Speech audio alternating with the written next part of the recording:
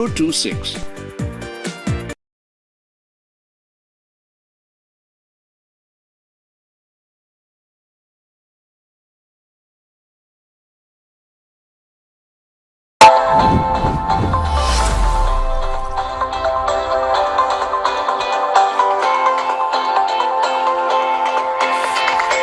नमस्कार, स्वागत है आपका हमारे इस खास कार्यक्रम नारी तू Narayani presented by inspiring Indian women में। मैं हूं आपकी दोस्त मधु चौरसिया और आप देख रहे हैं MATV। आज का टॉपिक बहुत स्पेशल है, ये है केयर होम्स के बारे में। तो होम केयर और केयर होम, और हमारे साथ बहुत ही खूबसूरत दो गेस्ट स्टूडियो में मौजूद हैं। तो सबसे पहले मैं इंट्रोड्यूस करूंगी ऋतु को। ऋतु, बहुत बहुत स्वागत है आपका हमारे इस कार्यक्रम में। ऋतु मदान, और हमारे साथ बैठी हैं सुमन माथुर। तो आप दोनों का बहुत बहुत स्वागत है इस कार्यक्रम में। सबसे पहले मैं आती हूँ ऋतु के पास। ऋतु, आप अपने बारे में और हमारे दर्शकों को विस्तार से बताएं। Thank you. सबसे पहले मैं थैंक यू बोलना चाहूँगी यहाँ पे हमें बुलाने के लिए, मधु जी आपको और रश्मि मिश्रा को, जिन्होंने मेरा नाम दिया इधर बुलाने के लिए। मेरा नाम ऋतु है, मैं सॉफ्टवेयर इंजीनियर हूँ। मैंने यहीं से अपनी पढ़ाई करी है। लास्ट 35-40 ईयर्स से हूँ मैं इस कंट्री में। मैं अपने पेरेंट्स के साथ यहाँ पे आई थी और मैं उन लकी फ्यू लोगों में से हूँ जिनके पेरेंट्स अभी भी उनसे 2-3 मिनट दूर ही रहते हैं। मेरी 2 बहनें हैं, मेरे 2 बच्चे हैं टीनेजर्स। मेरी बेटी का GCSE एग्ज़ाम्स चल रहे हैं, कल ही एग्ज़ाम है उसका। और मैं अपनी खुद की अपने हस्बैंड के साथ एक IT रिक्रूटिंग फर्म रन करती हूँ, जो कि UK में और यूरोप में है। तो this is kind of my brief introduction. और बहुत बहुत शुक्रिया। अब मैं आती हूँ आपके पास सुमन जी। सुमन, आप अपने बारे में और हमारे दर्शकों को बताएं और डिटेल में। Thank you very much Madhu ji. सबसे पहले मैं आपको धन्यवाद कहना चाहूँगी कि आपने मुझे इस टॉपिक के लिए चूज़ करा, केयर होम के लिए और होम एनवायरनमेंट जो जहाँ एल्डरली पेशेंट जाते हैं। Thank you very much. और रश्मि जी का भी थैंक्स कहना चाहूँगी कि उन्होंने मुझे यहाँ बुलाया। और मेरा नाम सुमन माथुर है। मैं अपनी फैमिली के साथ रहती हूँ, हस्बैंड और बच्चों के साथ। मेरे 2 बच्चे हैं, एक बेटा और एक बेटी। बेटा जो है वो फाइनेंस में है और बेटी है सॉलिसिटर है। दोनों मैरिड हैं और मेरे पास I am very proud grandmother. 3 young children है मेरे पास। तो इन सब चीज़ों के लिए मैं आपको अपना इंट्रोडक्शन देती हूँ। Thank you so much. बहुत प्यारा इंट्रोडक्शन था आपका। सुमन, जैसे आपने मुझे बताया कि आप अपने पेरेंट्स के बहुत करीब रहती हैं और उनकी देखभाल कर रही हैं, हमारा टॉपिक भी इसी से रिलेटेड है। जब आपकी मम्मी आई थी, जब इंडिया से वो मूव हो रही थी यहाँ पर, आपने बहुत अच्छी बात बताई थी कि उन्होंने कहा था कि मुझे एक VCR चाहिए और उसके बाद मैं वापस चली जाऊँगी। मतलब उतना अमाउंट अगर मेरे पास इकट्ठा हो गया तो मैं चली जाऊँगी। तो कहीं ना कहीं क्या होता है, जब आप यहाँ मूव होते हो, इंडिया से आते हो, एक सोच होती है आपकी कि अच्छा, मेरा अगर EMI पे हो गया या एक टारगेट ये ख़त्म हो गया, इतने अमाउंट अगर मैंने सेव कर लिए तो मैं वापस चली जाऊँगी। मगर ये एक तरीके से आपका ये लीजिए कि एक ट्रैप है। आप यहाँ पर आते हैं और उसके बाद इसी कंट्री के होकर रह जाते हैं। फिर जब आप ओल्ड एज में जाते हैं, वो बहुत ही अजीब सी जर्नी होती है आपके लिए। तो यहाँ पर जो आपके मम्मी थी, जब वो यहाँ पर आई थी उस टाइम और अब जब आप उन्हें देखती हैं, क्या महसूस करती हैं? एक्चुअली जब हम इस कंट्री में आए थे तो 84 में मूव किया था, इंडिया से निकले थे बाहर। तो हम तो बहुत छोटे बच्चे थे। मेरी छोटी बहन प्राइमरी स्कूल में थी, मैं सेकेंडरी में आई थी तभी। तो उस समय तो हम उन पे टोटली डिपेंडेंट थे। तो उस समय वही एक नई कंट्री में मूव हुए थे। इस समय जैसे सोशल मीडिया की वजह से सब अवेयर हैं, छोटे बच्चे भी, उन्हें पता है कि वर्ल्ड में क्या चल रहा क्या नहीं। हम शायद इस लेवल पे उतना अवेयर नहीं थे कि UK जाके एग्जैक्टली क्या होगा कैसा होगा। तो टोटली उन पे डिपेंडेंट थे। मेरी मम्मी भी जॉइंट फैमिली से आई हैं, तो उनको ऐसे था कि मुझे इंडिया नहीं छोड़ना है, बट पापा का जॉब था तो शी केम। तो उनको ऐसे था मुझे VCR चाहिए है, कलर TV चाहिए। तो मैं उसके लिए निकल रही हूँ। जैसे ही वो मिल गया, I will go back in couple of years. तो वैसा हुआ नहीं। VCR, मम्मी बोलती हैं पता नहीं आज तक वो VCR खरीद नहीं पाई, वो भी आउट ऑफ डेट हो गया, वो VCR मिला ही नहीं। बहुत चीज़ें खरीद ली, अभी वो काफ़ी सेटल्ड हैं। हमारी सारी एजुकेशन इसी कंट्री में हुई, हम लोग सेटल्ड हैं। मम्मी पापा ने हम लोगों को शुरू से यही बोला एजुकेशन बहुत इंपॉर्टेंट है। तो 3 सिस्टर्स हैं हम लोग, मासी वगैरह भी हैं, सब उनके बच्चे। तो फैमिली में बहुत एजुकेशन पे इम्पोर्टेंस दी, बहुत पढ़ाया अच्छे से। अब फाइनली हम लोग पढ़ नहीं रहे, सारे अपने जॉब रिलेटेड कम काम कर रहे हैं और इवेंट ऑर्गेनाइज कर रहे हैं, पार्टीज़ करना हमें बहुत पसंद है और lot of things we do extra to what we use to do, जो हमारी पढ़ाई से लिंक्ड है। जैसे मेरी बहन चार्टर्ड अकाउंटेंट है, but she is running an event company. और तो मम्मी पापा को हमने पहले हम उन पे टोटली डिपेंडेंट थे जब इस कंट्री में आए। अब ऑब्वियसली एज की वजह से वो थोड़ा बहुत हम पे डिपेंडेंट हैं। As I said before, I feel I am really blessed कि मेरे पेरेंट्स मेरे बहुत पास रह रहे हैं, अपने ही घर में रह रहे हैं, उसी घर में रह रहे हैं जहाँ मैं बड़ी हुई। और लकीली मैंने जो अपना घर बाय किया, because my husband didn't have much preference, he was okay कि हम किसी भी जगह रह सकते हैं, तो हमने घर सिर्फ 2 मिनट दूर बाय किया जो मम्मी का घर है उससे। तो बहुत क्लोज हमारे घर हैं, रोज़ उनके पास सुबह शाम हम आ जा सकते हैं, तो उनकी केयर भी कर पा रही हूँ। My dad he is in his 80s, my mom she is in 70s। वो अभी भी टच वुड वेरी मोबाइल हैं, they look after like my mom she is got lung problem, तो वो किचन में नहीं जा सकती हैं, कुकिंग नहीं कर सकती हैं, क्लीनिंग इतना नहीं कर सकती हैं, एलर्जीज़ हैं। पापा के पेस मेकर लगा हुआ है, बट उसके बाद भी वो योगा करते हैं। मेरी मम्मी टीचर हैं, वो यंत्रा क्लासेस कराती हैं। उनको अभी अभी IIW ने अवार्ड दिया था फॉर एजुकेशनल टीचर के लिए।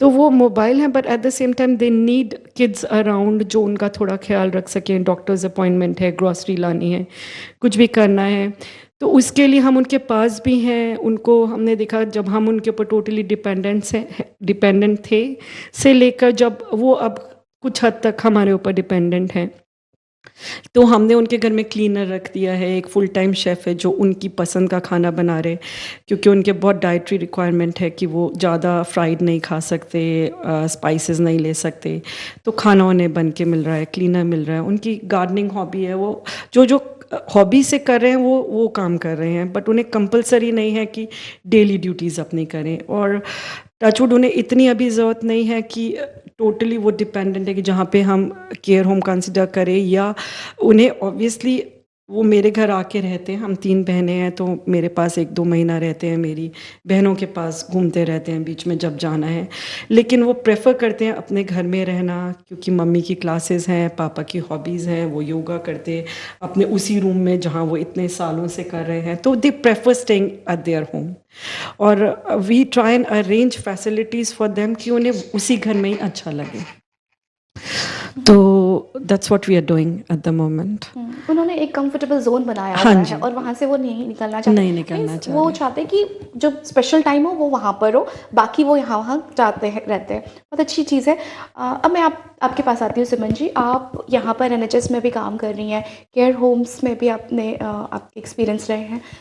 क्या एक्सपीरियंस रहा, किस तरीके से वहाँ पे जाया जाता है? मतलब मैं ये जानना चाहूँगी बेसिकली कि क्या गवर्नमेंट इसमें कुछ सपोर्ट करती है, या फिर आपको खुद इसके लिए पहले से प्लानिंग करने की ज़रूरत होती है?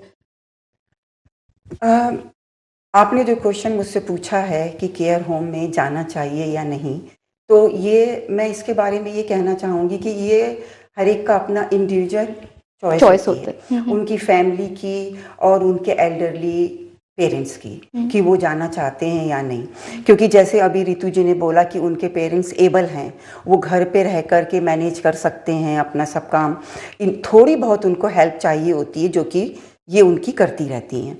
पर कभी कभी ऐसा होता है कि पेरेंट्स जो हैं वो थोड़ा सा ज़्यादा उनकी बीमारी जो है ओवर होती है, तो उसमें उनको फैमिली जो है वो वरीड होती है, वो थिंक करती है कि वो अपनी डेली टास्क कर पा रहे हैं या नहीं कर पा रहे, उनको कितनी हेल्प उसमें चाहिए होती है।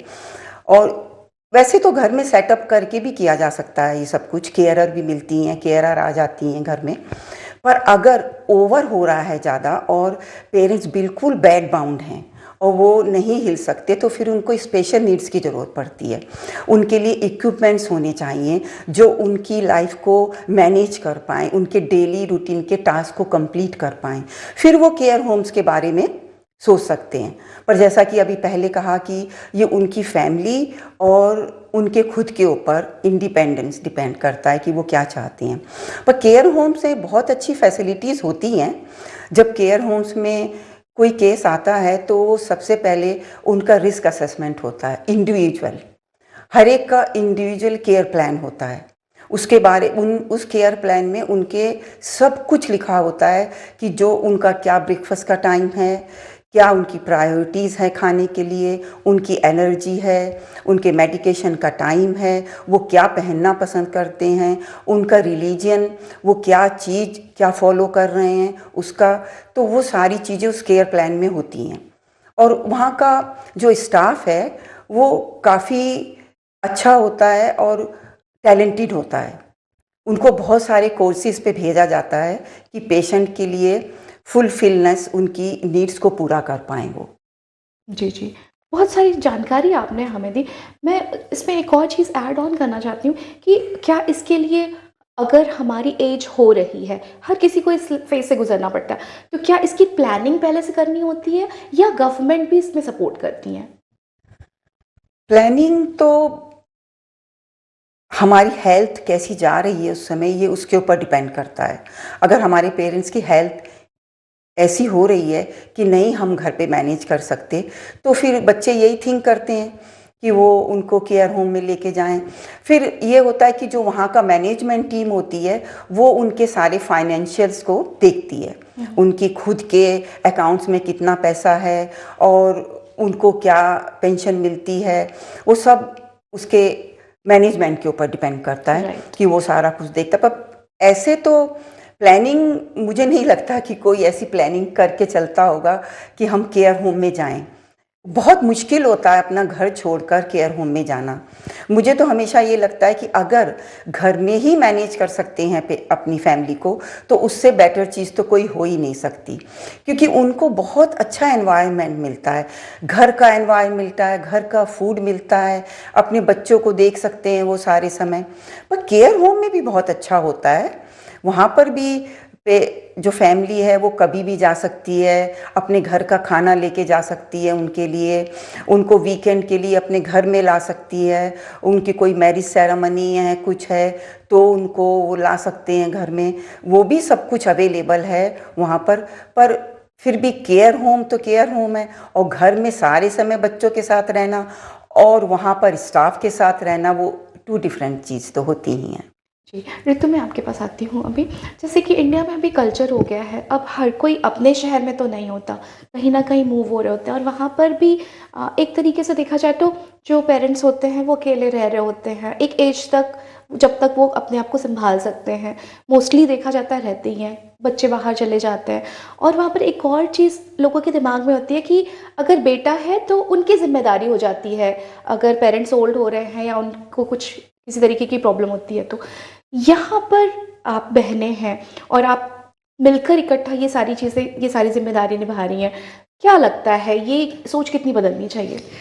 यहाँ पे ये सोच शायद उतनी नहीं है बेटा या बेटी। वैसे हम 3 बहनें हैं, लेकिन मेरे काफ़ी कज़न ब्रदर्स हैं यहाँ पे, भाई हैं, मेरे मौसी के बेटे हैं, मामा के बेटे हैं, और आई थिंक मेरी मम्मी, मेरे पेरेंट्स बहुत क्लोज़ हैं, उनसे भी उतना ही क्लोज़ हैं जितना हम तीनों बहनों से हैं।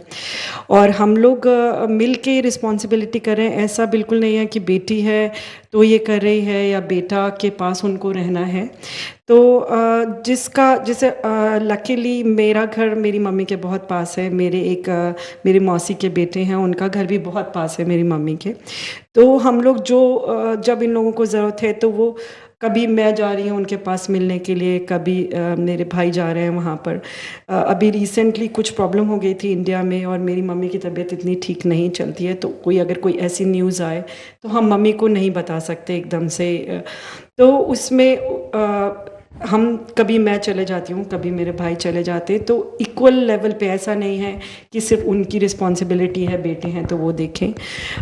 बल्कि हम लोग मुझे पार्टनर भी ऐसे मिले हैं जो मेरे हस्बैंड हैं, वो मुझे बहुत सपोर्ट करते हैं, और मेरी मम्मी के भी वो काफ़ी फेवरेट हैं। तो कोई प्रॉब्लम होती है तो मम्मी शायद हम तीनों बेटियों से ज़्यादा उन्हें पहले कॉल कर लेती हैं, कुछ है उन्हें पता है, वो दौड़ के सबसे पहले उनके पास पहुँच जाएंगे। तो ऐसा बेटी बेटे का, लड़की लड़के का कोई ऐसा नहीं नहीं है। और आई डोंट थिंक ये सिर्फ मेरी फैमिली में, बट मुझे लगता है आजकल शायद यूके में, जो मुझे पता है इंडिया का इतना नहीं, I don't know, but UK में यहाँ पे जो मैं देख रही हूँ, तो पेरेंट्स अगर किसी बेटी के पेरेंट्स यहाँ पे हैं, उनके पास रहना चाह रहे हैं, तो वो इक्वली देख रहे हैं।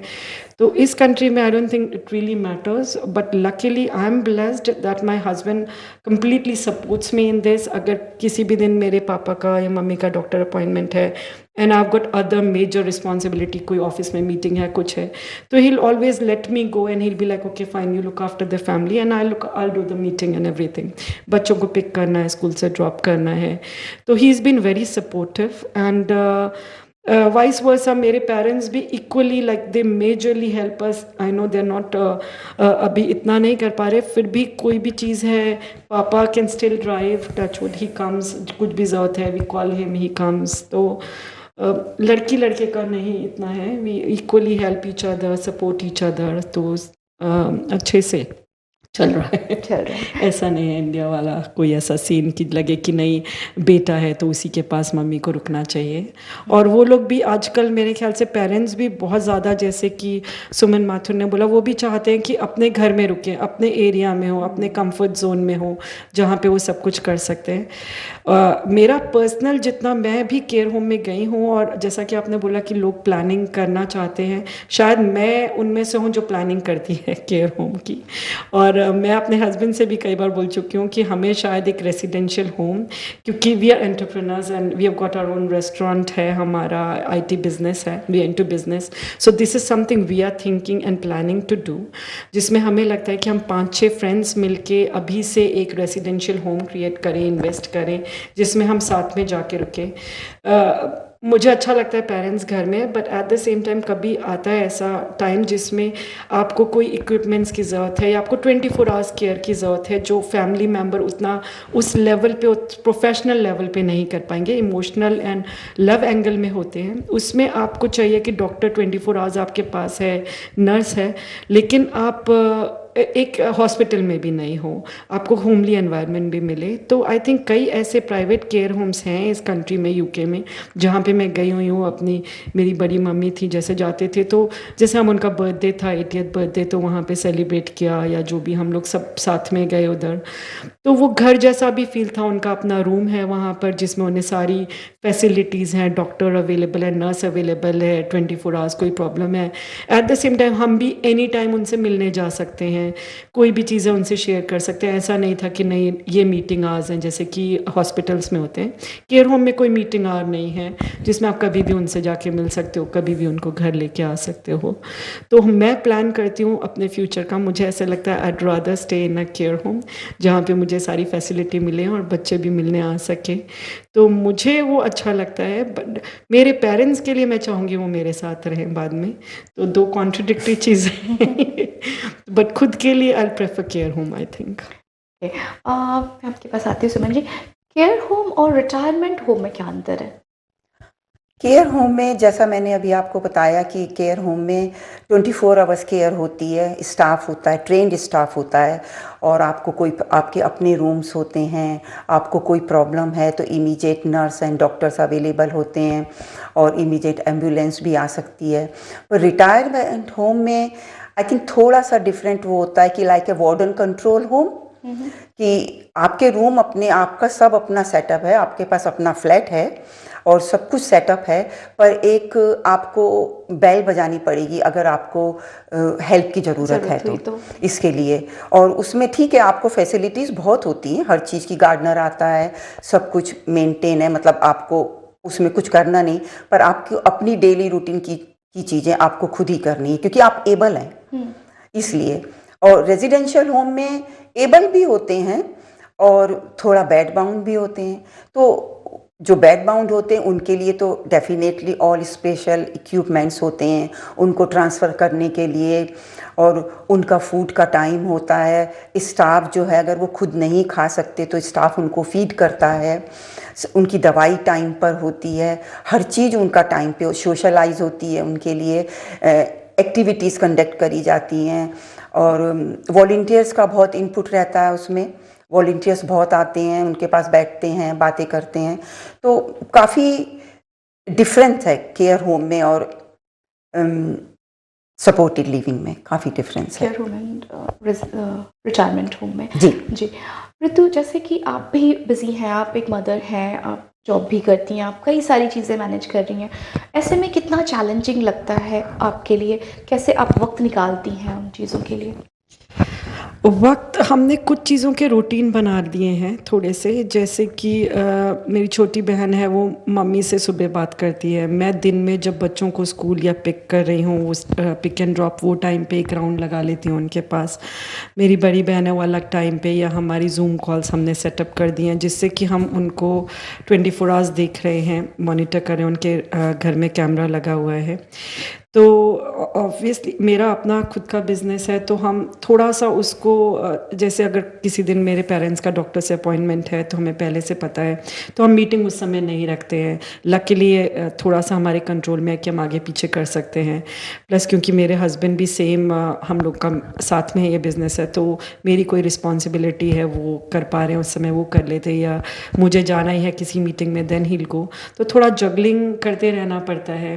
और बच्चे भी अभी काफ़ी डिमांडिंग एज में है। उन्हें हमारी ज़रूरत नहीं है, बट हमें पता है इस समय टीनेज में हमें उन्हें काफ़ी मॉनिटर करते रहना पड़ता है, क्योंकि this is the time where they actually need us. अभी थोड़ा टाइम पहले अभी 1 साल पहले हमने बंद किया है। We had a restaurant, we had food van, just out of hobby बहुत सारी चीज़ें हमने फैला के रखी हुई थी। एंड अब मुझे ऐसे लगता था, मेरे सारे रिलेटिव ये बोलते थे रनिंग राउंड द क्लॉक, क्योंकि मम्मी को कुछ चाहिए फटाफट उन्हें दे के आए, इधर रेस्टोरेंट में कुछ चाहिए, आईटी बिजनेस चल रहा है वो भी देख रहे हैं, बच्चे को भी इसकी ये क्लास है, अभी स्विमिंग जाना है, ये वो। तो उस समय जब मैं कर रही थी मुझे नहीं रियलाइज़ हो रहा था, बट हो रही थी सारी चीज़ें। I was happy looking at Apple watch कि आज 20,000 स्टेप हो गए मेरे तो वो अच्छा लग रहा था। बट ऑब्वियसली क्योंकि मेरी खुद की एज बढ़ रही है, कुछ कुछ प्रॉब्लम्स होने लगा नहीं, इधर हाथ में अब दर्द रह रहा है, ये वो, तो ग्रेजुअली एक आध चीज़ें छोड़ दी कि ये जो हॉबी वर्क है इसको उतना नहीं करो, जो ज़रूरी चीज़ें हैं वो कर रहे हैं। तो थोड़ा कई बार ट्रिकी हो जाता है कि सेम डे में एक बहुत इंपॉर्टेंट मीटिंग है और उसी समय बच्चे की भी कोई क्लास आ गई है, उसी समय पापा को भी कोई अर्जेंट उनकी कॉल आई, वो स्पेशल दूध लेते हैं कि यही वाला दूध चाहिए, आलमंड मिल्क चाहिए, ये तो आपको हर जगह वो नहीं मिलेगा। और उस समय लगता है कि नहीं, उन्हें अभी ज़रूरत है, वो भी रोज़ तो नहीं बोल रहे उस चीज़ के लिए, तो वो चीज़ भी सेट करनी है, उसी समय बच्चे को भी लेके जाना है, उसी समय एक मीटिंग है, तो थोड़ी जगलिंग हो जाती है कई बार। लेकिन वो जब अकम्प्लिश हो जाता है तो खुद को प्राउड फील होता है कि I can manage all these things. और मुझे बहुत अच्छा लगता है कि मैं ये सारी चीज़ें कर पा रही हूँ। और मुझे खुद के लिए ऐसा लगता है जितना चीज़ें मैं अभी करूँगी, एक्टिव रखूँगी अपने आप को, उतना मेरे लिए भी अच्छा होगा।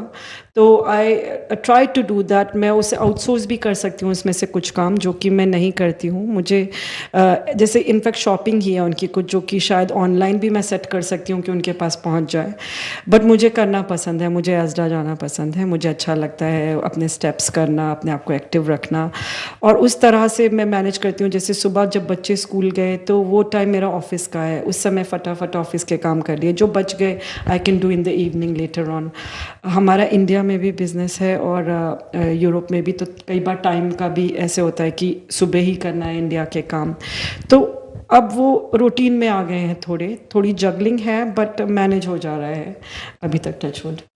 तो आपने तो वो जो दुर्गा के अलग-अलग हाथ रूप होते हैं ना, वो आपने दिखाया बिल्कुल। एक हाथ से आप ये भी कुकिंग भी कर रही हैं, एक हाथ से बच्चे को भी सँभाल रही हैं, पेरेंट्स को भी देख रही हैं, फिर घर के काम भी कर रही हैं, ऑफ़िस के काम भी कर रही हैं। ये पूरा एक होता है ना कि जब भी एक नारी पे कुछ आता है ना, तो वो हर चीज़ अपने ऊपर ले लेती हैं। तो आपने वो क्लियर पिक्चर सब कुछ दिखाया हमें। बिल्कुल ऐसा लगा जैसे कि सच में एक वुमन क्या नहीं कर सकती है। ट्रू है। वो टीचर भी है, वो मेडिकल केयर भी करती है, मीन्स हर चीज़ उसको नहीं पता है, फिर भी वो अपने आप को उस चीज़ में इन्वॉल्व कर लेती हैं, वहाँ पर कहीं न कहीं आ जाती हैं। सुमन जी, आपके पास आती हूँ मैं। जैसे कि अभी इन्होंने बताया कि ये अपने पेरेंट्स को चाहती है कि उनकी नज़रों के सामने रहें और उनकी देखभाल करें। जब इंडिया में ओल्ड एज हो जाता है पेरेंट्स के, तो लोग क्या करते हैं, वहाँ पे ओल्ड एज होम में भेज देते हैं, जो कि वहाँ के अकॉर्डिंग लोगों के लिए अच्छा नहीं माना जाता है। यहाँ पर जो केयर होम्स होते हैं, उसको लेकर लोगों की क्या सोच है? इंडिया के केयर होम्स का तो मेरे पास इतना एक्सपीरियंस नहीं है बहुत ज़्यादा, पर मैं ये कहना चाहूँगी कि यहाँ के केयर होम्स तो काफ़ी अच्छे होते हैं और काफ़ी इंडिविजुअल बेस्ड होते हैं।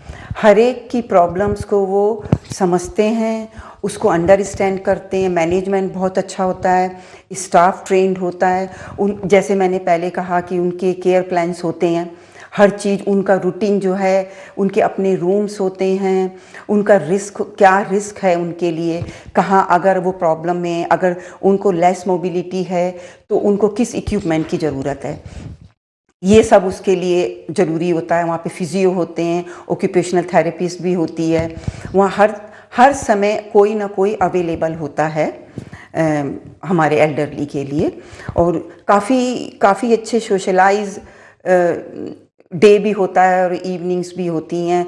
फेस्टिवल वो सारे सब ऑर्गेनाइज करते हैं, आउटिंग्स लेके जाते हैं और हर तरह की चीज़ वो लोग, मतलब फैमिली एनवायरनमेंट काफ़ी वहाँ पर उनको दिया रहता जाता है, है। जी। ऐसा नहीं है कि वो घर से निकले और वो जस्ट अब वहाँ पर पेरेंट्स वहाँ पर हैं। पर ये भी है कि बच्चों को वरीज तो रहती हैं कि भाई हमारे पेरेंट्स वहाँ पर हैं। देखिए क्या होता है कि जब हम फुली एबल होते हैं तो हम अपने आप को सब कुछ कर सकते हैं, पर जब एक एज के बाद थोड़ा स्लो हो जाता है आदमी, तो उस समय जो होता है कि बड़ा मुश्किल होता है और फ्रस्ट्रेशन आ जाती है कि हम ये काम हम खुद क्यों नहीं कर पा रहे हैं। तो बेसिकली जो होम्स होते हैं उसमें थोड़ा रिहैब भी होता है। वो अपने आप उनको वो तरीका सिखाते हैं कि तुम कप ऑफ टी अपने आप बनाओ, है ना, कपड़े अपने आप पहनो। तो उनको अच्छा लगता है हमारे एल्डरली को कि हम खुद कुछ कर पा रहे हैं। ऐसा नहीं है कि हम बेकार हो गए हैं, हम कुछ कर पा रहे हैं अपने आप। जी, यहाँ पर मैं रुकती हूँ एक ब्रेक के लिए। ब्रेक के बाद फिर हाज़िर होंगी, लेकिन मैं इस टॉपिक पे फिर आऊँगी। बहुत अच्छी चीज़ें आप बता रही हैं कि कहीं न कहीं इंडिया में क्या होता है, जब एज होने लगती है तो वो लोग धीरे-धीरे काम छोड़ना शुरू कर देते हैं, लेकिन यहाँ पर उनको इनकरेज किया जाता है कुछ करने के लिए। यहाँ पर रुकते हैं हम एक छोटे से ब्रेक के लिए। ब्रेक के बाद फिर हाज़िर होंगे।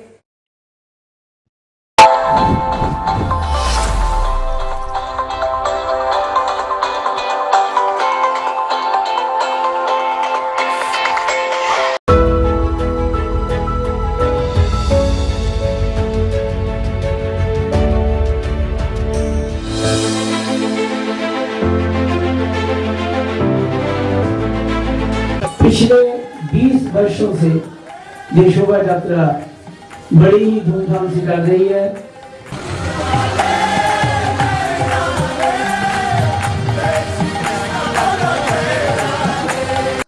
ये जो हम मानते हैं कि सीधे आदमी को लोग काटते, वो काटने का हिसाब हमारा हिसाब है। हम भले आज सीधे हैं मगर पूर्वे कुछ गलती की है, उसका दंड आया है। कोई गुनहगार नहीं है, हमें दुख देने वाला संसार में कोई है ही नहीं। हमारी ही गलती के फल हमें भुगतने पड़ते हैं, किसी का दोष है ही नहीं। श्री अयोध्या धाम, जो कि वैकुंठ का हृदय कहा जाता है, आज अत्यंत प्रफुल्लित है।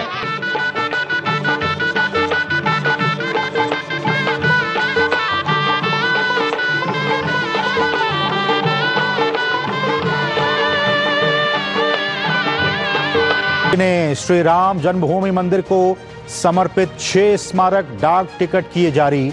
विभिन्न देशों की ओर से जारी डाक टिकटों का एल्बम भी जारी। पीएम ने कहा, डाक टिकट ऐतिहासिक घटनाओं को भावी पीढ़ियों तक पहुंचाने का है माध्यम। उसके बाद नीतीश कुमार के सामने कोई चारा नहीं बचा था कि वो इस सरकार से जो है वो आरजेडी से अपना गठबंधन तोड़ने कि सभी भारतीय, चाहे वो देश में हैं विदेश में हैं, अपने देश के लिए सच्चे हृदय से काम करें।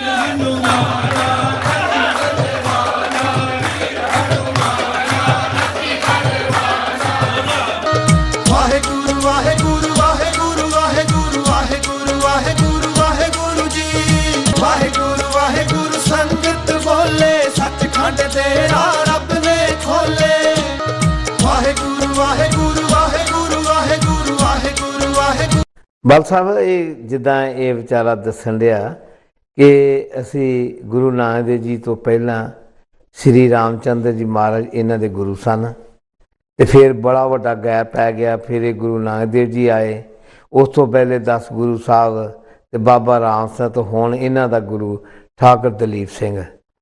ਤੇ ਇਹ ਇਹਦੇ ਪ੍ਰੋਸੈਸ ਦੇ ਬਾਅਦ ਵਿਚਾਰੇ ਇਹਨਾਂ ਨੂੰ ਤਾਂ ਵੀ ਅਕਲ ਨਹੀਂ ਆਈ।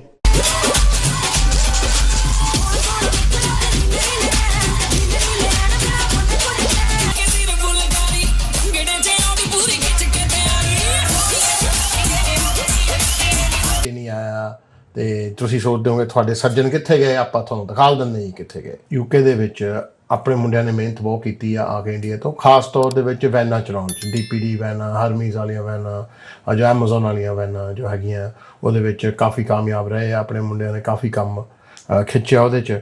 ਮਿਹਨਤ ਕਰਨੀ ਬਹੁਤ ਵਧੀਆ ਚੀਜ਼ ਹੈ ਜੀ।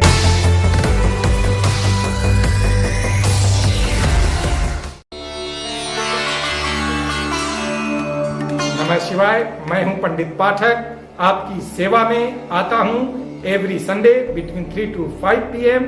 लाइफ के किसी भी एस्पेक्ट के बारे में जानना चाहते हैं, कोई भी सवाल का आंसर जानना चाहते हैं तो देखना न भूलिए panditpathak.guru every Sunday 3 PM only on METV।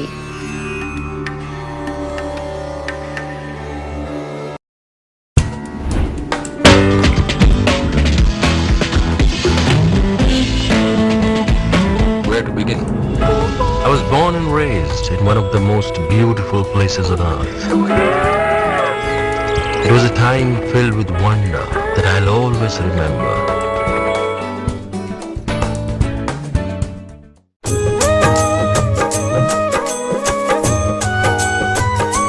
हम सभी लोग हनुमान चालीसा सीरीज का अध्ययन कर रहे हैं। हो नहीं जानत है जग में कभी संकट मोचन नाम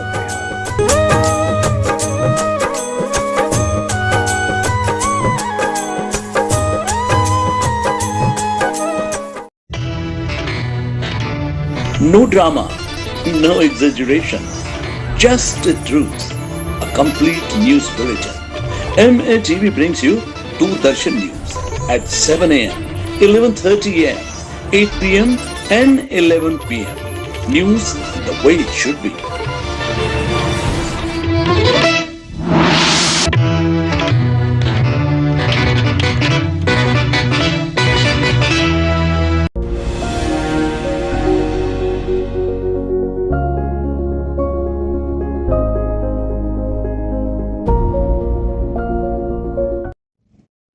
ब्रेक के बाद फिर से स्वागत है आपका, और हमारे साथ दो स्पेशल गेस्ट मौजूद हैं यहाँ पर, ऋतु मदान और सुमन माथुर।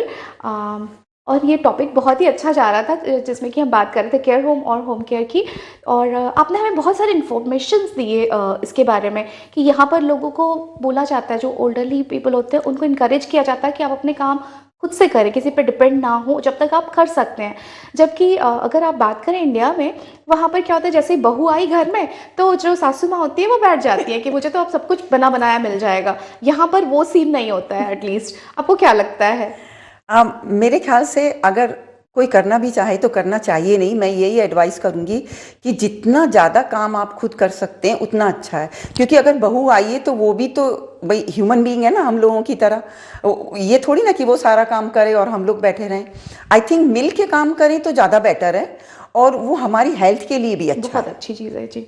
जो जितना एक्टिव रहता है आई थिंक वो उतनी लंबी लाइफ जीते हैं। तो ये चीज़ें बहुत अच्छी थी। और फिर जैसे इंटरटेनमेंट की बात होती है, जैसे लोग अगर सिर्फ एक केयर होम में पहुंच गए और वहाँ पे रोज़ जा रहे हैं, वही रूटीन फॉलो कर रहे हैं, तो वो बोर हो जाएंगे। उनको एंटरटेन करने के लिए आपने बताया कि उनको बाहर ले जाया जाता है, उनको सोशल गैदरिंग होती है, उसमें जैसे फेस्टिवल्स होते हैं तो वो किस तरीके से अरेंज किया जाता है? जैसे इंडिया के फेस्टिवल अलग होते हैं, यूके के फेस्टिवल्स अलग होते हैं, तो क्या हर फेस्टिवल में उन्हें ले जाया जाता है? किस तरीके से वो काम करते हैं? नहीं, फेस्टिवल तो सारे वही होते हैं, और डिफरेंट देखिए, होम में तो डिफरेंट रिलीजन के लोग आते हैं, है ना। तो हर एक का रिस्पेक्ट होनी चाहिए, हर एक के रिलीजन की। ऐसा मेरी अपनी ओपिनियन है, और आई थिंक केयर होम की भी ओपिनियन यही रहती है। वो काफ़ी इक्वल अपॉर्चुनिटी प्रमोट करते हैं हर एक पेशेंट के साथ। अब एशियंस के साथ वो दिवाली है, सब फेस्टिवल अंदर होम में ही सेलिब्रेट होते हैं। स्टाफ बहुत पार्टिसिपेट करता है, मैनेजमेंट बहुत सपोर्ट करता है, फैमिलीज़ बहुत सपोर्ट करती हैं, क्योंकि उन्हें अच्छा लगता है कि हम कुछ कर रहे हैं अपने पेरेंट्स के लिए। हम घर में रह करके इतना नहीं कर पाए, तो अब हम उनके पास जाके, और उन्हीं की तरह के और भी लोग होते हैं जिनको वो सपोर्ट कर रहे हैं। मतलब मेरे पास तो अपना पर्सनल एक्सपीरियंस भी है कि मेरी mother in law stroke patient थी, और हम लोग उनको काफ़ी साल तक घर में ही मैनेज करा हम लोगों ने, मेरी फैमिली ने, मेरे बच्चों ने, मेरे हस्बैंड ने, मेरे ब्रदर इन लॉ ने, सिस्टर इन लॉ ने। पर फिर धीरे धीरे हमें लगा कि उनकी हेल्थ थोड़ी डिटीरिएट हो रही है और उनको स्पेशल केयर चाहिए। तब हमने सोचा कि उनको होम केयर के हम उनको रेजिडेंशियल होम के लिए लेके जाएं और वहाँ उनकी काफ़ी अच्छा रहा। उनको एक प्रॉपर उनका रूम था, वो रूम हमने प्रॉपर सेटअप करा, उनकी पिक्चर्स वगैरह लगा करके। मैनेजमेंट बहुत अच्छा था, स्टाफ बहुत ट्रेन था। सारे हम लोग वहाँ जाते थे, उनकी बर्थडे सेलिब्रेट करने के लिए जाते थे, स्टाफ के साथ गैदरिंग करते थे, सारी चीज़ें हम लोग बहुत अच्छे से करते थे और एक अच्छा सा एटमॉस्फेयर क्रिएट करते थे वहाँ पर, जो और भी स्टाफ को और जो वहाँ पर और रेजिडेंट्स रहते थे उनको भी अच्छा लगता था। जी। ऋतु, मैं आपके पास आती हूँ। जैसे कि आज की डेट में अगर हम बात करें तो कई बार ऐसा होता है कि हम अपने जो नानी दादी इनसे मिलना अब बहुत मुश्किल होता जा रहा है क्योंकि डिस्टेंस हो गया है। हम यहाँ रहते हैं, वो लोग वहाँ रहते हैं। तो आपके बच्चे बहुत लकी हैं जो कि साथ में अब उन्हें देख रहे हैं और उनकी ब्लेसिंग्स उन्हें मिल रही है। और क्या लगता है, आप अगर दोनों को कंपेयर करती हैं, केयर होम और होम केयर, आप होम केयर को क्यों प्रेफर कर रही हैं? मैं होम केयर को इसलिए प्रेफर कर रही हूँ। मैं पहले बात जो आपने बोली उसका थोड़ा सा बोलना चाहूँगी उस पर, जो आपने बोला कि ग्रैंड किड्स को अपने नानी दादी ये लोग पास में मिल रहे हैं, which is a very big blessing for them. मेरी मम्मी के घर का रूल है कि बच्चे हिंदी में ही बात करेंगे उनके घर में जब भी जाएंगे। तो उस चक्कर में जो हमारी हिंदी भी अच्छी है, हम बहुत साल से यहाँ पे, और जो बच्चों की है ये भी मेरा बेटा बेटी जितने भी मम्मी पापा के 6 ग्रैंड किड्स हैं, तो सारे ही काफ़ी अच्छी हिंदी बोल लेते हैं, बात कर लेते हैं। तो बच्चों के लिए भी एडवांटेज है कि और उनको दादी नानी के पास जब भी हमें कहीं जाना उनके पास छोड़ रहे, तो जो नानी दादी से बच्चे सीखते हैं वो पेरेंट्स कभी नहीं सिखा सकते। जो प्यार जितना उनको ग्रैंड पेरेंट्स से मिलता है, हमें कई बार होता है नहीं हम बिज़ी हैं, ये मीटिंग है, छोड़ के चले जाते हैं, बट ग्रैंड पेरेंट्स की हमेशा वो फर्स्ट प्रायोरिटी रहते हैं। तो ये बच्चे वो बहुत ब्लेस्ड हैं, I tell them, and I think they all feel that they are like fully blessed to have grandparents so close by, जिनकी गाइडेंस, उन्हें कुछ भी प्रॉब्लम है, मेरी बेटी को तो कुछ भी पूछना होता है वो पहले नानी को कॉल करती है, मुझसे पूछने से पहले। नानी उसकी फ्रेंड भी हैं। और मेरी मॉम जैसे क्लासेस भी करती हैं यंत्रा इन बॉडी के बारे में, साइंस पे। तो बच्चों के लिए भी बहुत एडवांटेजेस है कि वो मेरा बेटा अभी से जाके या ये सारे उनके साथ यंत्रा लर्निंग कर रहे हैं अभी से, तो which is very good thing for them. बच्चों के लिए बहुत अच्छा है, नानी दादी पास में है, उनके नानी नानू। और मैं केयर होम, जो आपने क्वेश्चन पूछा कि मैं होम केयर को प्रेफर करती हूँ अपने पेरेंट्स को लेकर, उसका रीज़न ये है क्योंकि मैं हूँ अभी उनके पास अवेलेबल।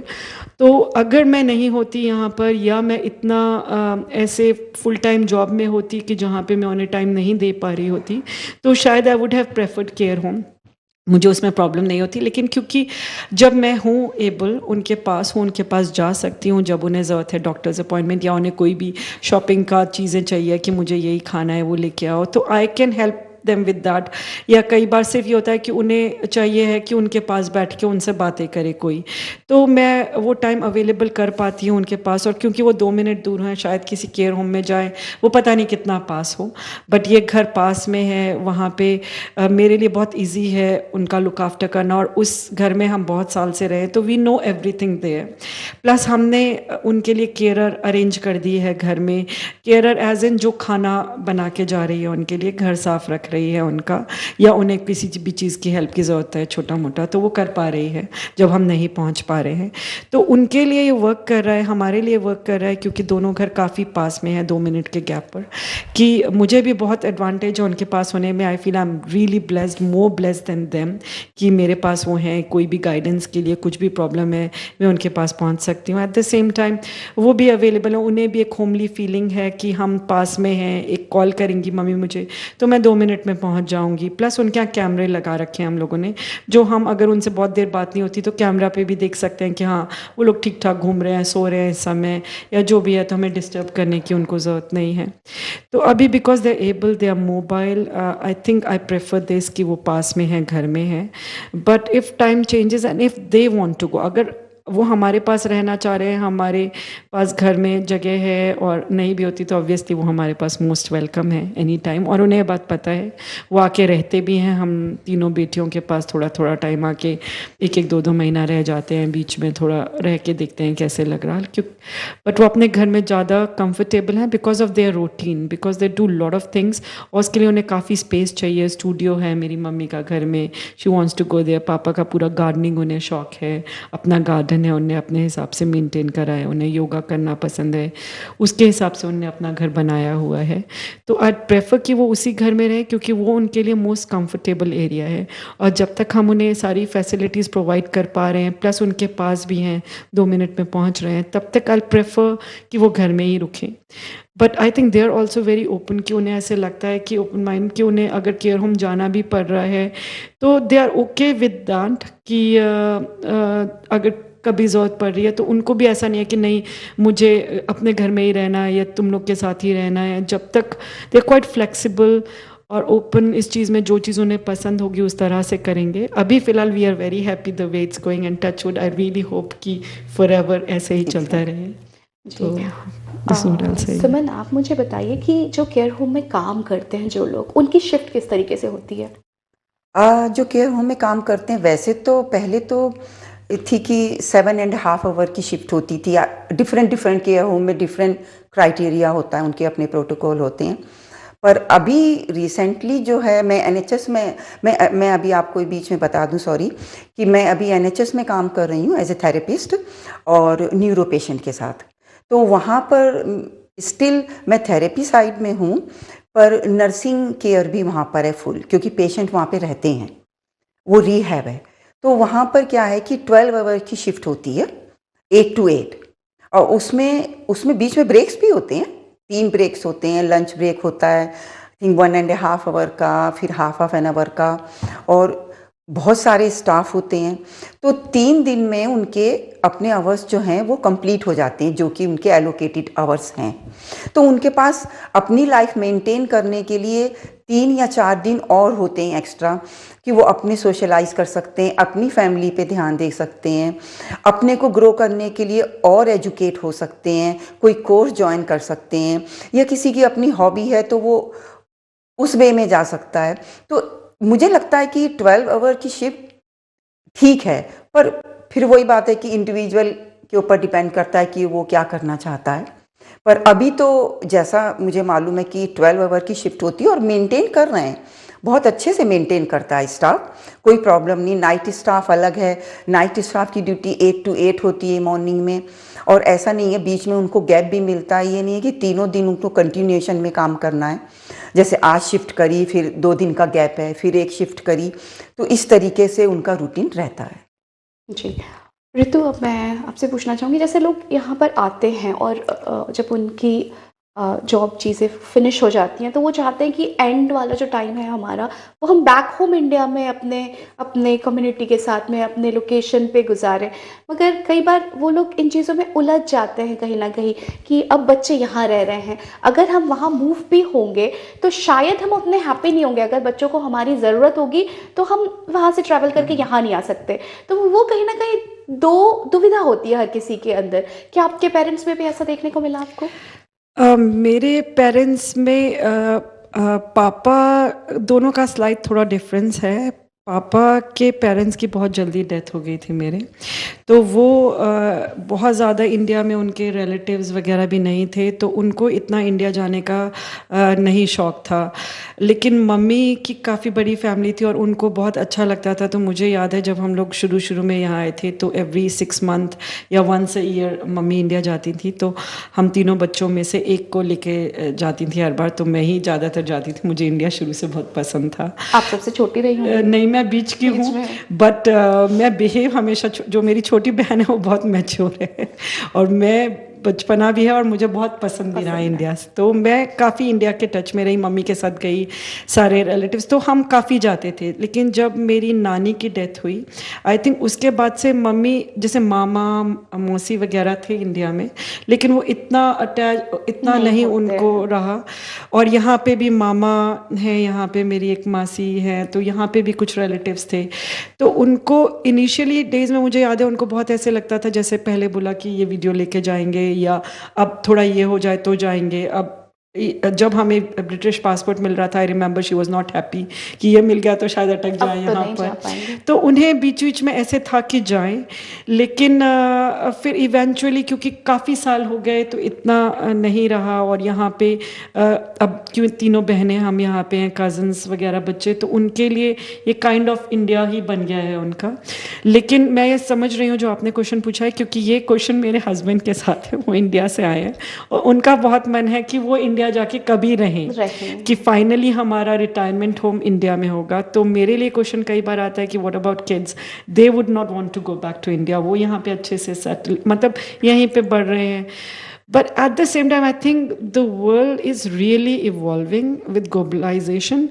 बच्चे भी बहुत ट्रैवल करना चाहते हैं, कोई कहीं पे रूटेड नहीं होना चाहता है। हम बोलते हैं कि बच्चे यहाँ पे, हम इंडिया जाएं, मुझे नहीं पता, शायद मेरे बच्चे यहाँ पे नहीं रहे, वो न्यूयॉर्क शिफ्ट हो जाएं या यूरोप में कहीं चले जाएं या कहीं पे भी। तो अभी ऐसे हो गया कि कोई किसी के ऊपर इतना डिपेंड, बच्चों के बारे में सोच के, और जर्नीज़ भी शॉर्टर हो रही हैं, ईजियर हो रही हैं। तो शायद मेरे हस्बैंड जाना चाहें, बट हमारा यही होता है कि wherever we feel comfortable we'll go. बच्चे आ जाएंगे मिलने अगर चाहेंगे तो, और बच्चे भी पता नहीं यूके में सेटल होंगे या नहीं, बच्चे भी कौन से वर्ल्ड के कोने में होंगे। तो इट्स इवॉल्विंग, इट्स चेंजिंग। तो अभी उसका उतने आगे तक नहीं पहुँचे।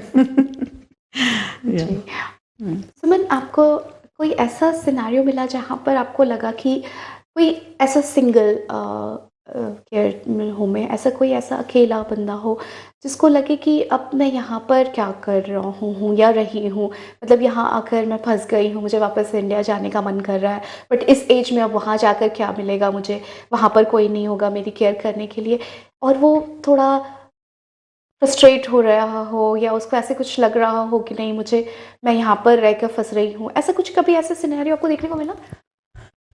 एक्चुअली ऐसा कोई सिनेरियो कभी आया नहीं सामने, पर खुद का ही, जैसे मैं पर्सनल मेरा अपना एक्सपीरियंस है कि जैसे जब मैं यहाँ पर आई अपने हस्बैंड के साथ, और मेरे इन लॉज तो यहीं पर थे, तो मुझे लगता था कि मैं जल्दी चली जाऊंगी। जैसे अभी रितु जी ने कहा कि भाई उनकी मदर का ये सपना था कि भाई एक वीडियो ले लें और फिर वो उसके बाद चली जाएंगी, पर मुझे लगता था कि थोड़ा टाइम स्पेंड करके और फिर वापस चले जाएंगे, क्योंकि मेरे पेरेंट्स, मेरे ब्रदर सिस्टर सब इंडिया में ही रहे हैं। तो पर फिर धीरे धीरे हम लाइफ में इतना इन्वॉल्व हो गए, जॉब, बच्चे, घर, तो अब तो कभी ऐसे दिमाग में भी नहीं आता। हाँ, हॉलीडे के लिए ज़रूर जाना अच्छा लगता है, क्योंकि मेरे ब्रदर सिस्टर्स अभी भी वहाँ पर हैं, सब नीस नेफ्यू सब हैं और बहुत बड़ी फैमिली है। पर अभी ऐसा नहीं लगता कि इंडिया जा कर के सेटअप हो जाऊँ या मैं फंस गई हूँ यहाँ, ऐसा कुछ कभी विचार आया नहीं दिमाग में, ना कभी ऐसे सोचा। फ्यूचर का तो कुछ कहना मुश्किल है कि बच्चे, और जैसा अभी आपने पूछा कि बच्चे यहाँ हैं हम वहाँ जाएं, तो ये तो ट्रू है कि मुझे हमेशा लगता है जहाँ मेरे बच्चे हों मैं हमेशा वहीं रहूँ। ये मेरी हमेशा से ही रही है, क्योंकि पता नहीं क्यों बच्चों के बिना मुझे लगता मेरी अपनी लाइफ कुछ नहीं है। मैं उनके साथ ही अपनी लाइफ के लास्ट दिन भी उनके साथ ही निकालना चाहूँगी, ये मेरी विश है हमेशा से। पर ऐसा कुछ कभी सामने आया नहीं कि किसी ने ऐसा फ्रस्ट्रेशन शो करा हो कि नहीं मुझे वापस जाना है और मैं यहाँ फंस गया हूँ। डेफिनेटली मैं तो नहीं फंसी, मैं अपनी फैमिली के साथ हूँ। और अभी जैसे आपने पहले एक क्वेश्चन करा था कि मैं आपको अपने पर्सनल एक्सपीरियंस के बारे में बता रही थी कि मेरी mother in law care home में थी, और हम लोगों ने उनका, तो जब उनको स्ट्रोक आया तो तब तक हम लोग इतना एबल नहीं थे, इस फील्ड में इतना नहीं जानते थे कि हम उनकी उस वे में जा कर के हेल्प कर पाएँ। पर जब उनको देखा तो मुझे लगा कि मुझे इस फील्ड में और ज़्यादा आगे जाना चाहिए और लर्न करना चाहिए। तो मैंने बहुत स्टडी करी उसके बारे में और बहुत कोर्सेज़ भी करे और बहुत ज़्यादा लोगों की हेल्प करी। मुझे लगा नहीं कि जो एक्सपीरियंस उन्होंने उठाया है वो मैं आउट ऑफ द वे जा कर के किसी और की हेल्प कर पाऊँ। तो मेरी कोशिश हमेशा ये रही कि केयर होम में रहते हुए भी हेल्प करूं और अभी भी मैं आज भी मेरा यही है कि जब पेशेंट आता है तो अगर व्हील चेयर पे आया है और वो वॉक करके जा रहा है या स्टिक से जा रहा है या जिमर फ्रेम से जा रहा है तो बहुत सेटिस्फेक्शन मिलता है और लगता है कि बहुत अच्छा काम कर रहे हैं, रिवॉर्ड काम कर रहे हैं।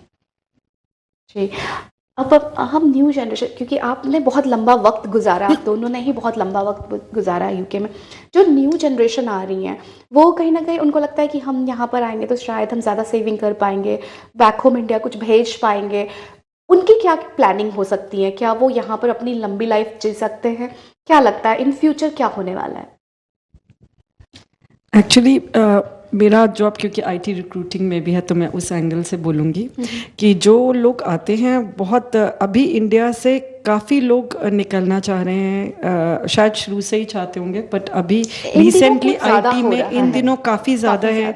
जैसे एक वैकेंसी है तो उसके लिए बहुत सारे लोग चाहेंगे, एप्लीकेशंस वहाँ से भी आ रहे हैं, लोग आना चाह रहे हैं या जो आते हैं तो उनके काफ़ी उन्हें ऐसे लगता है जब इधर आएंगे कि once we reach UK will be fine सब। उसके बाद एक बार जो भी हमारा खर्चा आने का या व्हाटएवर वो कर दिया, वहाँ इजीली जॉब्स मिल जाएंगे हमको और life will be much better. तो ऐसा नहीं है, बहुत सारे लोग आए हैं जो कि कुछ फ्रेंड सर्कल में ही है जो कि उन्हें ऐसे था कि हम पहुंच गए तो ठीक हो जाएगा, फिर यहाँ आके उन्हें लगता है नहीं इंडिया में ज़्यादा फैसिलिटीज़ हैं, इंडिया में नौकरानी आती थी, इंडिया में यह था, यहाँ हम आके काम वाली बन गए हैं, व्हाटएवर, घर का भी काम कर रहे हो, ऑफिस का भी, फिर भी उतना नहीं कमा पा रहे हैं जो हमारा स्टैंडर्ड इंडिया में था। लेकिन जब उन्हें बोलो ठीक है फाइन तो आप इंडिया चले जाओ तो वो इंडिया भी नहीं जाना चाह रहे क्योंकि यहाँ पे NHS की जो फैसिलिटीज़ अवेलेबल हैं, ये जो हेल्थ केयर जो हम डिस्कस कर रहे हैं जो यहाँ पे है अवेलेबल, जिनके पास पैसे नहीं भी हैं, कुछ भी नहीं कमाया है, वो भी केयर होम में जा सकते हैं बाद में और उन्हें भी उसी लेवल की फैसिलिटी और सारी चीज़ें मिलेंगी जो कि एक अच्छा कमाने वाले को, अगर वो गवर्नमेंट में जा रहे हैं या प्राइवेट में जा रहे हैं जहाँ पे भी। तो यहाँ पे जो फैसिलिटीज़ अवेलेबल हैं एक लेवल पे वो काफ़ी अच्छी हैं। तो कई बार आप ट्रैप फील करते हो, आपको लगता है नहीं मेरी फैमिली इंडिया में है, कंफर्ट इंडिया में था ये वो, लेकिन जब आप प्रैक्टिकली दिमाग से सोचते हो तो I think this country provides lot of benefits and health care इसमें कि आपको दिमाग की फिर जीत हो जाती है, आप यहीं रह जाते हो, वापस नहीं जाते, एक ट्रैप में फंस जाते हो। कभी आपका दिल बोलता है इंडिया चलो, बहुत फैसिलिटीज हो जाते हैं आपके हमेशा। आप क्या ऐड ऑन करना चाहेंगे इस पर? हाँ, मैं यही ऐड ऑन करना चाहूँगी कि जो आते हैं उनके सपने डिफरेंट होते हैं। वो ये सोच के आते हैं कि एक्चुअली क्या है कि वहाँ बैठ कर के यहाँ का जब वो देखते हैं तो उनको ये लगता है कि वो बहुत ईजिली है अर्न करना, पर आई थिंक यहाँ पर ज़्यादा मुश्किल है अर्न करना और लेबर वर्क बहुत ज़्यादा होता है यहाँ पर वहाँ पर जैसे इजली है, आप बैंक जाइए वहाँ पर तो 9 to 5 जॉब है, बैंक मैनेजर बाबूजी आ रहे हैं 9 बजे, पर यहाँ पर ऐसा नहीं है, आप 6 बजे घर से निकलते हैं और बहुत ज़्यादा हार्ड वर्क करके आप एक सेट पोजीशन पर पहुँच पाते हैं। तो मुझे लगता है कि यहाँ पर आना एक सपना ज़रूर उनका रहता है, पर जब वो यहाँ आते हैं तो उनको लगता है, रियलिटी उनके सामने आती है कि देखो कितना हार्ड वर्क हम कर रहे हैं। पर ये भी है कि जो वो हार्ड वर्क करते हैं तो उसका बेनिफिट भी मिलता है उनको और सारी चीज़ें वो ठीक से कर पाते हैं। वही जैसे कि ट्रैप हो गई, यहाँ की फैसिलिटीज़ उनको अच्छी लगती हैं, हर चीज़ में उनको इंडिपेंडेंट हो जाते हैं, घूमना फिरना खाना सब कुछ इजीली अवेलेबल होता है उनको यहाँ पर, अगर वो मेहनत करके उसको कमा रहे हैं तो। जी, और टैक्स भी काफ़ी ज़्यादा पे करना पड़ता है तो वो भी टैक्स तो हाई। जब वो वहाँ से सोचते हैं कि अच्छा इतनी सैलरी हो जाएगी हमारी, जब यहाँ आते हैं तो उनको हकीकत पता होती है कि यहाँ पे रेंट भी देना होता है, हाँ जी, खर्च अलग खर्च भी होते हैं, कई सारी चीज़ें हैं और फिर आप बचा नहीं पाते हो जितना आप सोच कर आते हो। तो वो सारी चीज़ें एक होती है कि उनको झटका लगता है शायद कि ये हमने सोचा कुछ और था और यहाँ पर आकर हमें रियलिटी यहाँ से मिल रही है। एक मूवी आई थी शाहरुख खान की, आपने अगर देखी होगी, कि वो आने के लिए किस तरीके से कितनी मुश्किल से वो यहाँ तक पहुँचते हैं, और जब यहाँ पहुँचते हैं तो उन्हें समझ में आता है। उन्होंने फेसबुक पे देखा होता है किसी की फोटो, ओके उन्होंने गाड़ी खरीदी, उन्होंने घर खरीदा, इतने रॉयल तरीके से रह रहे हैं, बट जब वो यहाँ आते हैं और यहाँ पर जब वो उन रियलिटीज से गुजरते हैं तब उन्हें समझ में आता है कि यहाँ पर भी लाइफ इतनी आसान नहीं है। हर चीज़ आपको बैठे बिठाए नहीं मिल रही है, उसके लिए आपको मेहनत करनी पड़ेगी, उसके लिए जाना पड़ेगा। केयर्स होम में भी जो लोग रह रहे होते हैं, जो लोग वहाँ पर अपनी लाइफ की एंड देख रहे होते हैं, उनके अंदर क्या क्या फीलिंग्स आती हैं, वो किस तरीके से सोचते हैं? क्या वो एक ही डायरेक्शन में सोच रहे होते हैं या फिर उनके दिमाग में भी कई सारी चीज़ें आती हैं? कुछ की फैमिली, देखिए क्या होता है कि कुछ की फैमिली तो बहुत ज़्यादा टाइम निकाल करके उनके पास आ जाती है, टाइम देती है, टाइम स्पेंड करती है उनके साथ, तो आई थिंक वो थोड़ा सा हैप्पी नज़र आते हैं उनको। वो उसी सराउंडिंग में होते हैं कि मेरे बच्चे आएंगे, अभी मेरे ग्रैंड चिल्ड्रन आएगा उसमें। पर कईयों की फैमिली नहीं इतनी कर पाती, वक्त नहीं दे पाती, शायद उनके पास उनके अपने लाइफ, जैसे कि स्ट्रगल कर रहे हैं, वो अभी स्ट्रगल कर रहे हैं कुछ बनने के लिए, तो उस समय उन पेरेंट्स के लिए कभी कभी थोड़ा लगता है कि उनको